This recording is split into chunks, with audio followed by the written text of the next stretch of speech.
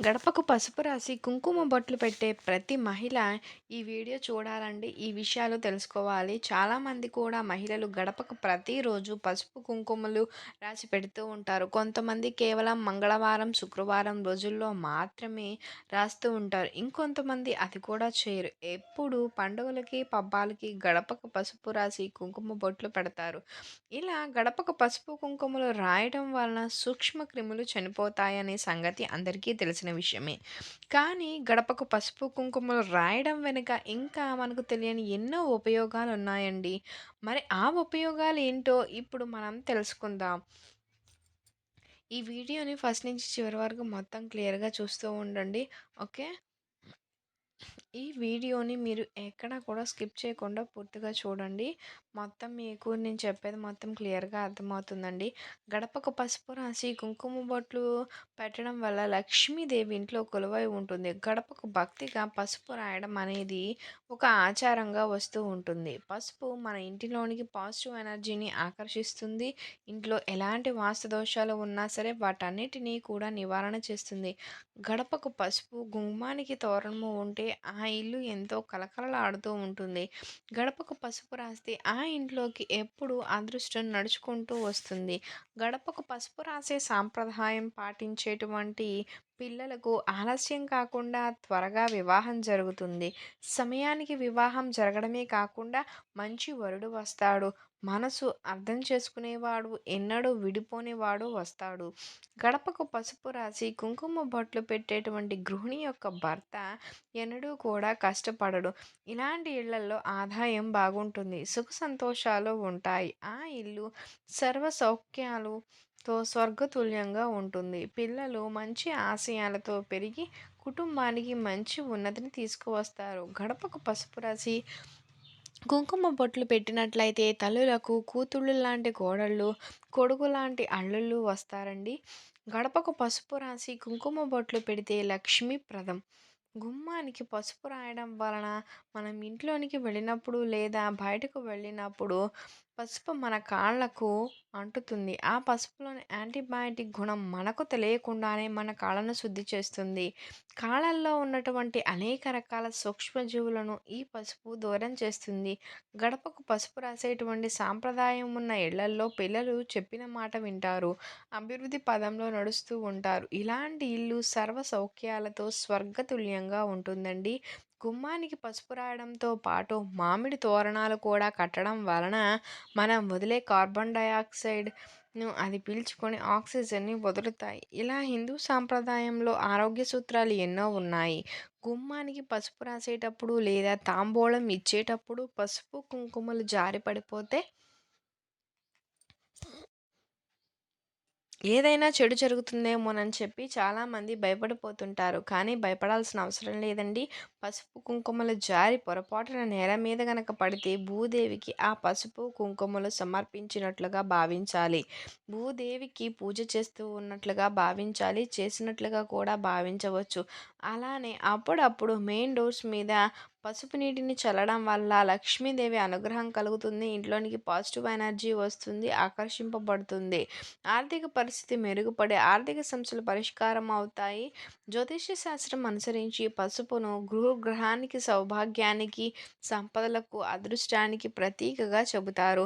గుమ్మానికి పసుపు రాసి కుంకుమ బొట్లు పెట్టడం వల్ల శుక్రులు ఇద్దరు అనుకూలంగా మారి మనకు సంపదలు లభ్యమవుతాయి. ఇలా గుమ్మానికి పసుపు కుంకుమలు రాసిన తర్వాత ఇంటి ముందు ముగ్గు వేసినట్లయితే లక్ష్మీదేవి మీ ఇంటిని వదిలి వెళ్ళదండి.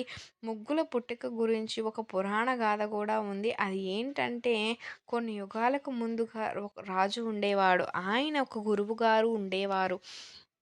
ఆ గురువుగారికి లేక లేక పుట్టినటువంటి ఒక్క పుత్రుడు హఠాత్తుగా మరణిస్తాడు. పుత్ర శోకంలో కూరుకుపోయినటువంటి ఆ గురువు బ్రహ్మదేవుని గురించి తపస్సు చేస్తాడు. ఆయన తపస్సుకు మెచ్చిన బ్రహ్మదేవుడు ప్రత్యక్షమై తన కుమారుణ్ణి బతికించమని కోరుతాడు. బ్రహ్మదేవుడు నీతో సహా రాజ్య ప్రజలందరూ వాకిళ్ళు ఊడ్చి శుభ్రం చేసి ఇంటి ముందు రంగవల్లులు తీర్చిదిద్దమని చెప్తారు.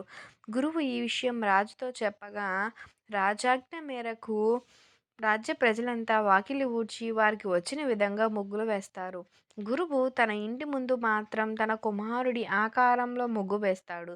దాంతో బ్రహ్మ సంతోషించి అతనిని కుమారుణ్ణి బతికిస్తాడు. అప్పటి నుంచి ప్రజలందరూ కూడా ఉదయం సాయంత్రం వాకిలి ఊడ్చి ముగ్గులు వేయటం అలవాటు చేసుకుంటారు. లక్ష్మీదేవిని ఆహ్వానిస్తూ ఇంటి ముందు ముగ్గులు వేస్తూ ఉంటారు. ముగ్గు వేసేటువంటి పొడిని ముగ్గు పొడి అని కూడా అంటారండి. గొల్ల ముగ్గుతోనూ బియ్య పిండితోనూ రెండు కలిపిన మిశ్రమంతో కూడా రంగవల్లి వేస్తారు. ముగ్గు వేసి దానికి రెండు వైపులా అడ్డు గీతలు గీస్తే అక్కడ మంగళకరమైనటువంటి కార్యం ఏదో జరుగుతుందని అర్థం. ఆ గీతలు గీయకపోతే దుష్ట శక్తులు ఆ ఇంట ప్రవేశిస్తాయని, లక్ష్మీదేవి ఆ ఇంటి నుంచి వెళ్ళిపోతుంది అని చెప్పి పెద్దలు చెప్తూ ఉంటారు. కొందరు ముగ్గులు రోజులు వేయలేక పెయింట్లు వేస్తూ ఉంటారు. కానీ దానిని ముగ్గుగా శాస్త్రం ఎప్పటికీ అంగీకరించదండి. ఏ రోజుకి ఆ రోజు బియ్యపు పిండితో ముగ్గులు పెట్టాల్సి ఉంటుంది. అప్పుడే అది ముగ్గు అవుతుంది. ముగ్గు లక్ష్మీదేవిని ఇంట్లోనికి ఆకర్షిస్తుంది. ముగ్గులు ఒకప్పుడు సూచకంగా పనిచేసేవి. పూర్వం రోజుల్లో సాధువులు, సన్యాసులు, బ్రహ్మచారులు ఇల్లిల్లు తిరిగి భిక్ష అడిగేవారు. ఏ ఇంటి ముందైనా సరే ముగ్గు లేదు అంటే ఆ ఇంటికి వెళ్ళేవారు కాదు. వారే కాదండి, అడుక్కునేవారు కూడా ముగ్గు లేని ఇంటికి వెళ్ళి అడుక్కునేవారు కాదు. ముగ్గు లేదు అంటే అక్కడ అశుభం జరిగింది అని చెప్పి గుర్తండి. అందుకే మరణించిన వారికి శ్రాద్ధకర్మలు చేసే రోజున ఇంటి ముందు ముగ్గులు వేయరు. శ్రాద్ధకర్మ పూర్తయిపోయిన వెంటనే అది మధ్యాహ్నం అయినా సరే ముగ్గు వేస్తారు. ముగ్గుకు ఎంతో ప్రాధాన్యత ఉందండి. కనుక ప్రతిరోజు కల్లాపు జల్లి ముగ్గు వేయండి. అంటే మట్టి వాకిళ్ళైతే కల్లాపు జల్లండి. గచ్చు టైల్స్ అలాంటివి అయితే మట్టి వాకిలి లేనివారు పసుపు నీటిని జల్లి ముగ్గు వేస్తే సరిపోతుంది. ఇలా గడపకు పసుపు రాసి ముగ్గులు పెడితే, ఇంటి ముందు ముగ్గులు వేస్తే ఖచ్చితంగా జీవితంలో మంచి వృద్ధిని పొందుతారు. ఇక మీ ఇంట్లోనికి సకల ఐశ్వర్యాలు వస్తాయి. ఎటువంటి వ్యాధులు రావు. లక్ష్మీదేవి ఎప్పటికీ మీ ఇంటిని వదిలి వెళ్ళదు. ఇక ఇప్పుడు మీ ఇంటి గుమ్మం ముందు ఎటువంటి వస్తువులను పెట్టకూడదు అనే విషయాన్ని కూడా మనం తెలుసుకుందాం. హిందూ సాంప్రదాయంలో గుమ్మానికి చాలా ప్రాధాన్యత ఉందండి. గుమ్మం లక్ష్మీదేవితో సమానం అని చెప్పి చెప్తూ ఉంటారు పెద్దలు. గుమ్మాన్ని కుంకుమ, పసుపు, బియ్యం పిండితో అలంకరించినప్పుడే ఇంట్లోని వారు ఆయురారోగ్యాలతో, సిరి సంపదలతో వర్ధిల్లుతారు. గుమ్మం ద్వారలక్ష్మి అని కూడా అంటారు. ఎందుకంటే గుమ్మం సాక్షాత్తు లక్ష్మీ అమ్మవారితో సమానం కాబట్టి. గుమ్మాన్ని తొక్కకూడదు, గుమ్మం పైన కూర్చోకూడదు అని చెప్పి కూడా పెద్దలు చెప్తారు. ప్రతిరోజు పద్ధతిగా గుమ్మాన్ని అలంకరించుకున్న రోజు లక్ష్మీదేవి అనుగ్రహం పొంది సుఖ సంపదలతో వర్ధిల్లుతూ ఉంటుంది. బా పసుపు రాసి సాంప్రదాయం మనకు పల్లెటూర్లలో ఎక్కువగా కనిపిస్తూ ఉంటుంది. పట్టణాల్లో అపార్ట్మెంట్ సంస్కృతి వచ్చేటప్పటికి ప్రధాన గుమ్మానికి తప్ప ఎక్కడ ఏ ఇతర గుమ్మాలకి గుమ్మాలే సరిగ్గా ఉండవు. ఆఖరికి గదులు కూడా చాలా ఇరుకుగా ఉండి కట్టుకునేటువంటి పరిస్థితి ఉంటుంది. అసలే గదులు ఇరుకు, పైగా వాటికి గుమ్మాలు కూడా కరువు. ఎందుకు దండగా అని చెప్పేసి తీసేస్తూ ఉంటారు. కనీసం ప్రవేశ ద్వారానికైనా సరే గుమ్మాలు ఖచ్చితంగా ఉండాలండి. గడపకు పసుపు, గుమ్మానికి తోరణము ఉంటే ఆ ఇంటి శోభే వేరండి. ఏ గృహానికి అయినా సరే గుమ్మాలు తప్పనిసరి. పల్లెటూళ్ళల్లో మీరు నిర్మించుకునే గృహాలను ఒక్కసారి గుర్తు చేసుకుంటే ఇంటి సింహద్వారమే కాదండి, ఆ ఇంటిలో ఉన్నటువంటి ఏ గదికైనా సరే గుమ్మాలు ఉంటాయండి. గుమ్మం లేని గృహం కడుపు లేని దేహం లాంటిది. పెదాలు లేని నోరులానే ఉంటుంది. అయితే ఈ ఇంటి గుమ్మం ముందు పొరపాటున కూడా ఇన్ని వస్తువులని చెప్పి పెట్టకూడదు. పెట్టారు అంటే భర్త ప్రాణానికే హాని కలుగుతుందండి. మృత్యు దోషాలు కలుగుతాయి. ఇక ఇంటి యజమాని ఏ పని చేసినా సరే కలిసి రాదండి. సంపాదన తగ్గిపోతుంది. ఇంట్లో సమస్యలు పెరిగిపోతాయి. ఇంట్లో పిల్లలకు అనారోగ్య సమస్యలు వస్తాయి. డబ్బంతా ఖర్చయిపోతుందని చెప్పి శాస్త్ర పండితులు చెప్తున్నారు. మరి ఇంటి గుమ్మం ముందు అసలు పెట్టకూడని వస్తువులు ఏంటో మనం ఇప్పుడు ఈ వీడియోలో తెలుసుకుందాం. అలంకరణలో భాగంగా గుమ్మం చాలా ప్రాధాన్యతను కలిగి ఉంటుంది. ఇంట్లో ఆయా గదులు గుమ్మం లేకుండా సరే అండి. తప్పనిసరిగా గుహసింహ ద్వారానికి మాత్రం గుమ్మం నిర్వహించుకోవాల్సి ఉంటుంది. గుమ్మం ఉన్నప్పుడే ఆ గుమ్మాన్ని శుద్ధి చేసుకుంటూ ఉంటాము. ఆ గుమ్మాన్ని పసుపు కుంకుమలతో, బియ్యపిండితో అలంకారం చేసుకుంటూ ఉంటాం. ఒక కుటుంబం క్షేమంగా ఉండడానికి చో పూజల్లో ముఖ్యమైనవి రెండు. ఒకటి ఇలవేల్పును కొలుచుకోవడం, మరొకటి ఇంటి ప్రధాన గుమ్మాన్ని గడపకు పూజ చేయడం. ఇంటి గుమ్మాన్ని సింహద్వారమని, లక్ష్మీ ద్వారమని, ద్వారలక్ష్మి అని అంటూ ఉంటారు.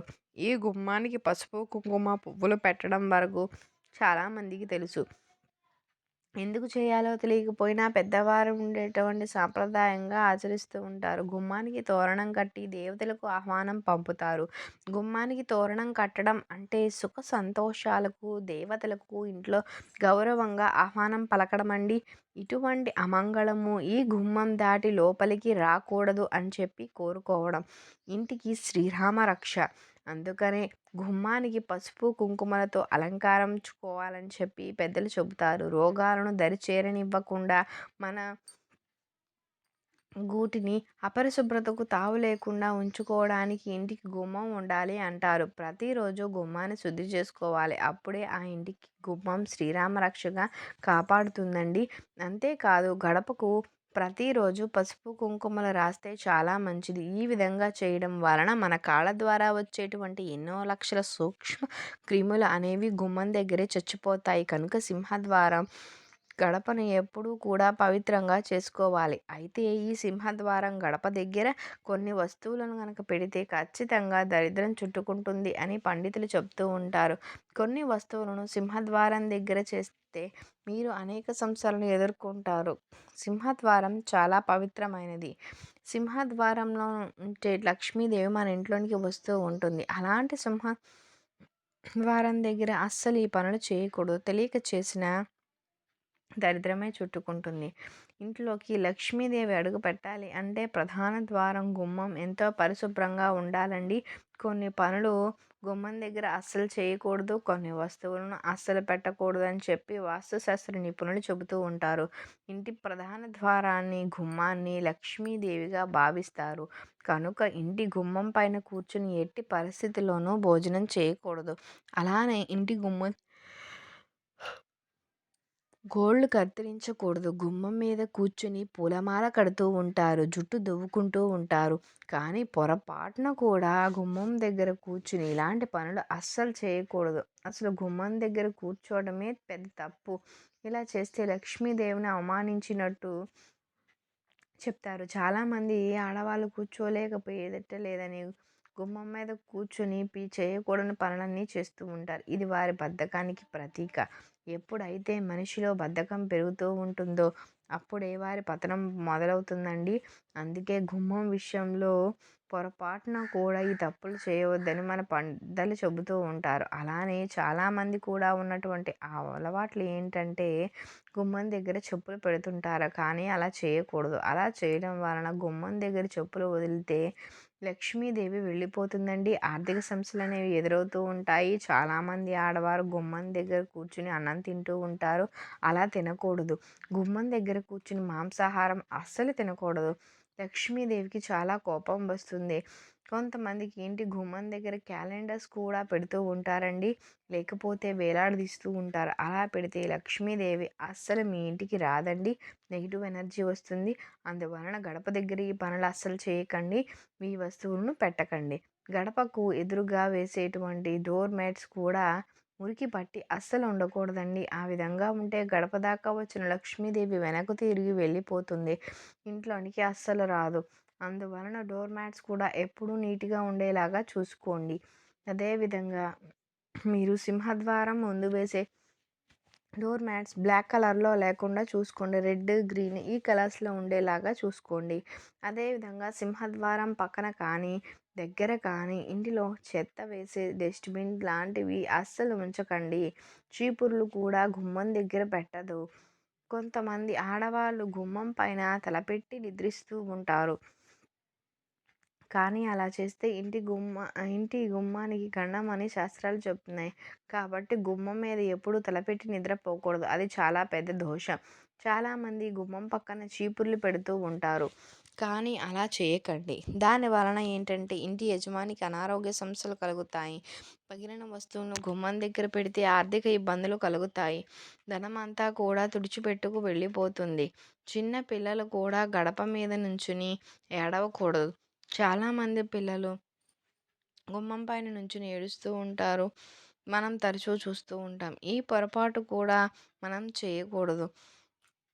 ఈ పొరపాటు జరగకుండా చూసుకోవాలి. ఆడవారు ఏడిస్తే ఇంటికి అంటే చిన్న పిల్లలు గుమ్మం పైన కూర్చుని ఏడిస్తే ఇంటికి అరిష్టం కలుగుతుంది. ఏ అప్పు పనులు గుమ్మం దగ్గర చేయకూడదు. అలానే గుమ్మం ముందు చాలామంది గుమ్మడికాయలు, కొబ్బరికాయలు లాంటివి కడుతూ ఉంటారు. కానీ అవి కుళ్ళిపోయిన వాటిని తీయకుండా అలానే వదిలేస్తూ ఉంటారు. అలా కుళ్ళిపోయిన, పాడైపోయిన దిష్టి గుమ్మడికాయలు గుమ్మం ముందు ఉంటే ఇంటి యజమాని ఆరోగ్యం దెబ్బతింటుంది అని చెప్పి పండితులు చెప్తారు. అందువలన ఇంటి మెయిన్ డోర్ దగ్గర కుళ్ళిన దిష్టి గుమ్మడికాయలను, నిమ్మకాయలను, కొబ్బరికాయలను లేకుండా చూసుకోవాలి. ముఖ్యమైన విషయం ఏంటంటే కొంతమంది గుమ్మం దగ్గర చెంబుతో నీటిని పెడుతూ ఉంటారు. అలా పెడితే లక్ష్మీదేవి తమ ఇంటికి వస్తుంది అని చెప్పి నమ్ముతూ ఉంటారు. కానీ అలా చెంబుతో నీటిని 3 రోజులకు ఒక్కసారి మాత్రమే పెట్టాలి.